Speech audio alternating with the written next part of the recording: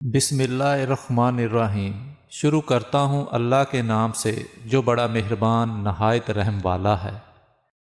اللہ تعالیٰ کی مخلوق کو خوراک کے متعلق درس دے ہی رہے تھے کہ اتنے میں کوئی انسان کہنے لگا، اے اللہ کے رسول، حلال پرندوں میں سے کون سے انڈے کھانا جائز ہیں اور کون سے پرندوں کے انڈے ناجائز ہیں؟ جیسے ہی یہ اللہ تعالیٰ کے رسول جعفر علیہ السلام سے پوچھا گیا اور آپ نے فرمایا، اے بندہ خدا، میں نے اپنے بابا سے اور انہوں نے اپنے بابا سے اور انہوں نے اللہ کے رسول سے پوچھا، جن انڈوں کے دونوں اطراف سے ایک دوسرے سے مختلف ہوں وہ انڈے کھانا جائز ہیں، اور جن کے دونوں اطراف ایک دوسرے سے ملتے ہوں وہ انڈے کھانا ناجائز ہیں۔